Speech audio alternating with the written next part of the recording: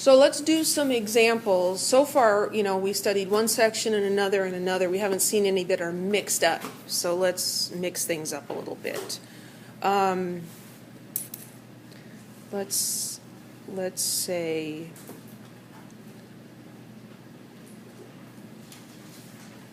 let's name this guy Ca3N2. So there's your flow chart. Is it binary? Yes. Is there a metal present? Yes, calcium is a metal. Does the metal form more than one cation? What group is it in? It's in group 2. That means it forms what ion? +2. Remember, group 1 is +1, group 2 is +2, group 3 is +3. Right? It just tells us. Isn't that nice? It's wonderful. So calcium doesn't need a Roman numeral. So then we just write the name of the element, calcium. And for nitrogen, we put nitride. Don't go using any prefixes or anything in there. Okay, how about PCl3? Is it binary? Yes. Does it have a metal in it? No. So then we can use the prefixes. P is the symbol for phosphorus. Phosphorus, trichloride.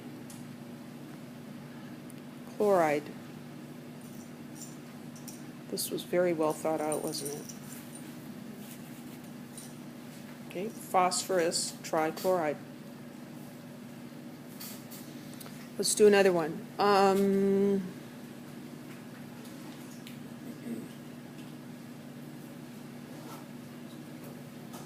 V2O5. Is it binary? 2 elements? Yes. Does it have a metal? Well, you might have to look at the periodic table. Yes, it does. Does it need a Roman numeral? Yes. Yeah, it's not in group 1, 2, or 3. Okay, so we can start. V is vanadium. And it needs a Roman numeral.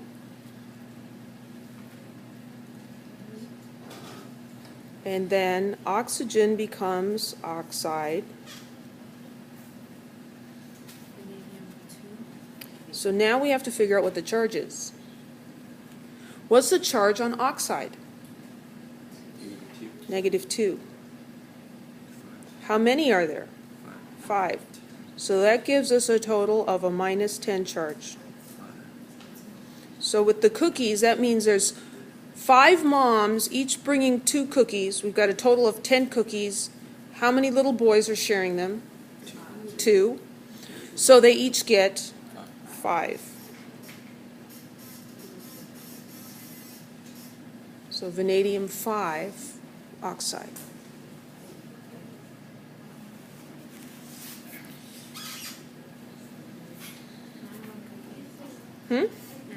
Now you want cookies, yeah.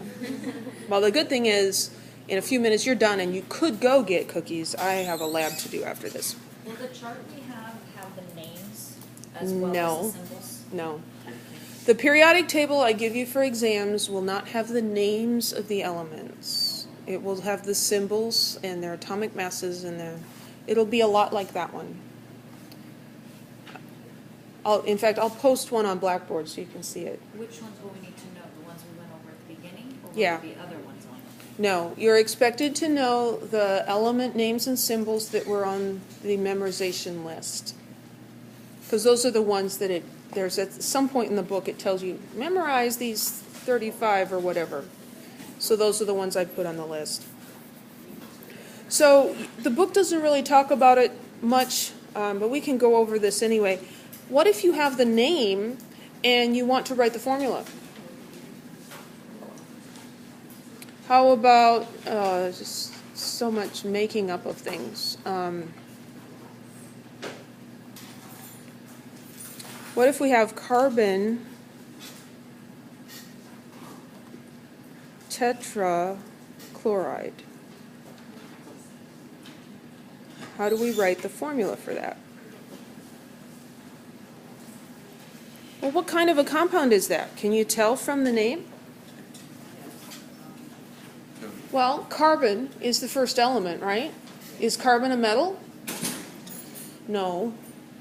So this is a type 3 compound. It's got 2 nonmetals. The other big clue is that prefix tetra. Okay, that's going to show up with those binary covalent with the nonmetals only. So that tells us, tetra tells us there's 4 chlorines. How many carbons are there? 1. We didn't write the mono. We don't write the subscript 1. So there's carbon, chloride, the 4. Carbon tetrachloride. So unless there's not a prefix, there wouldn't be a prefix on this one. There's never a mono prefix on the first element. But you could have dicarbon. You could. And then you would write a C with 2. Right. Okay. Like if you had, I'm not guaranteeing that all of these compounds exist.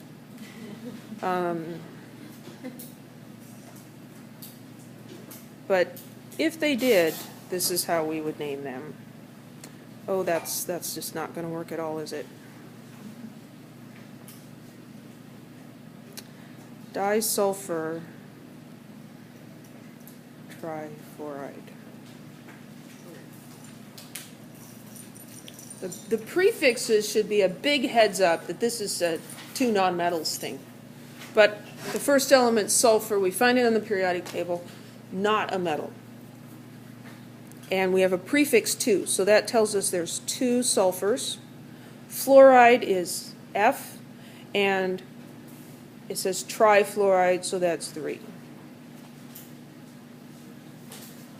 And the reason students want to use this, the prefixes all the time, is because it's so easy.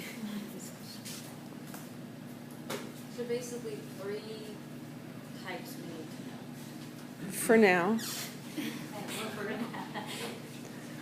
Unfortunately, there's more. For binary? Well, there's some acids that are binary. How about something like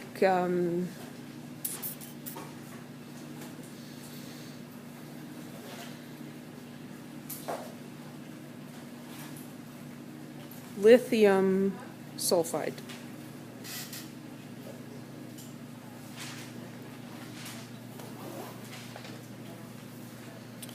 So we need to recognize that this has a metal in it and it's ionic.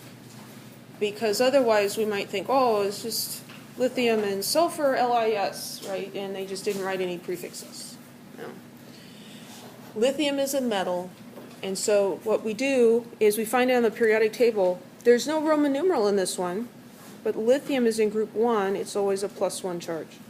What charge does the sulfur ion have? 2-. So how can I put these 2 guys together so their charges add up to 0? I need 2 lithiums for every 1 sulfur. And there's my formula. For the ionic ones, you really have to write the symbol with the charge for each of the ions, because the charges tell you how to put them together. Let's do one more. That would be type 1, right? That would be type 1, yes. I'm going to write this one way up on the top. So what about iron 2 oxide? The Roman numeral should be a big clue. This is an ionic compound. Iron 2, we don't even need to look at the periodic table for that. That's Fe 2+. And oxide is O 2-. We know that from the periodic table. We look at these guys and we say, oh, well, this one's +2 and that one's -1. Where'd that come from? That's a 2. +2 and -2, opposite, push them together, and their charges will cancel each other out, right? They'll add up to 0. So this is Fe O. We're looking at the charges to tell how many. That's why we don't need the prefixes. The 2 does not tell how many, it tells the charge. And that's a very common misconception that students have, that, oh, well, Fe2, oh, because it's iron 2. No, the charge is +2, and you have to look at the charge on the anion to figure out what to do.